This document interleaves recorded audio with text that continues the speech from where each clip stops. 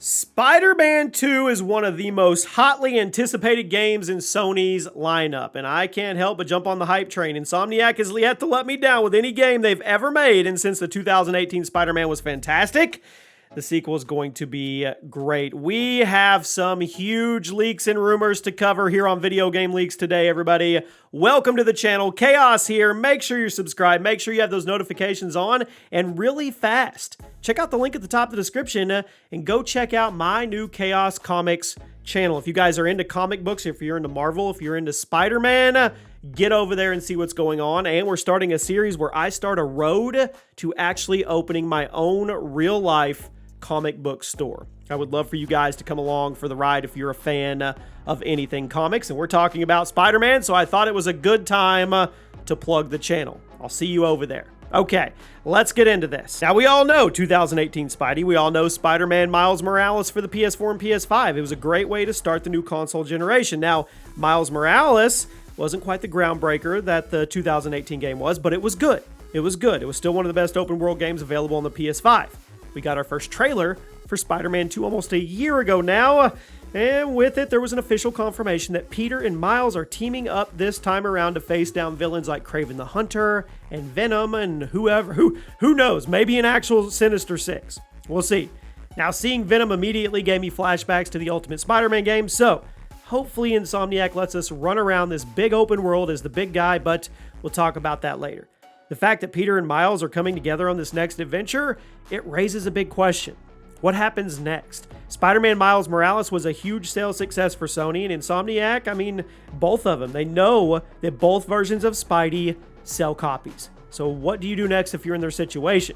Do Peter and Miles now work together permanently, or is there going to be another game focused solely on Miles? I mean, we've actually been hearing rumors recently that Insomniac plans to do another standalone sequel starring Miles, although it's unclear when that game would ever come out, as it's not even close to being their main focus right now. So take all what we're about to talk about with a grain of salt, because they're rumors, but I want to talk about the potential of a new Miles Morales game after the release of Spider-Man 2 and what that could mean for the future of Spidey games as a whole. Now, as I mentioned before, Spider-Man dropped in 2018, but Miles Morales dropped in 2020 as one of the big system sellers for the PS5, despite also launching on the PS4.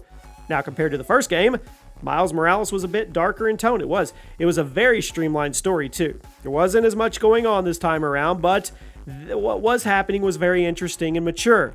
Spider-Man 2 is going to bring both characters together, although it seems pretty clear that Peter Spidey is still the main character. So Miles, I mean, that game worked as both a mini sequel to the 2018 game and as a standalone open world action game, and I think that's part of what made it so successful. You didn't have to play the previous game to understand it. But if you did play the previous game, you could pick up on a few extra story elements and origins that the average player didn't catch. Now, Spider-Man 2018 was not required viewing for Spider-Man Miles Morales, but it enhanced the experience, which is ironically how the entire MCU was structured as well.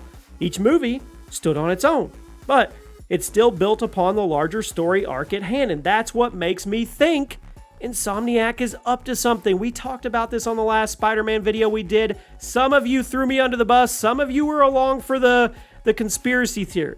Hear me out.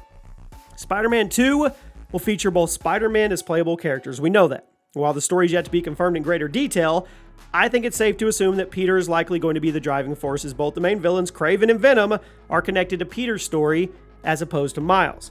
But some rumors that seem to have started with Screen Rant have suggested that Insomniac Games is going to follow Spider-Man 2 with a Miles Morales 2 or perhaps some other subtitle, and I 100% agree. I told you guys in the past, what's stopping them from building out this Spider-Man universe like the MCU is doing and connecting their games together? I mean, they're working on Wolverine as well.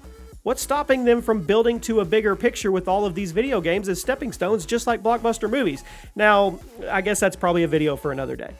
By doing another game focused on Miles, Insomniac not only gets to guarantee have sales for Spidey fans, but they also have another potential standalone situation on their hands where the game is marketed as its own thing instead of being a true sequel, which in turn causes more people to go out, try it, since they don't think that they're going to be missing anything in the story if they miss the first one.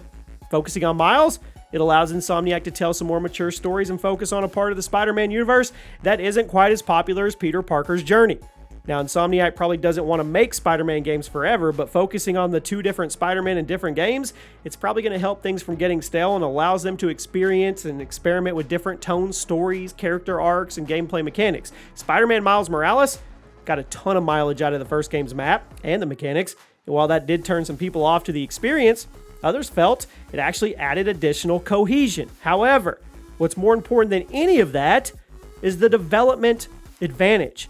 By making another Miles Morales game, Insomniac could greatly reduce the development time by reusing character models, reusing animations, or even entire sections of the open world map. Like I said, some people were upset at how much of Spider-Man 2018 was reused in Miles, but if the goal is to keep the games pumping out, it's a solid way to do it. I'm actually not upset about it at all. So, when would Insomniac work on Spider-Man 2 Miles Morales? Well, that's where it gets messy.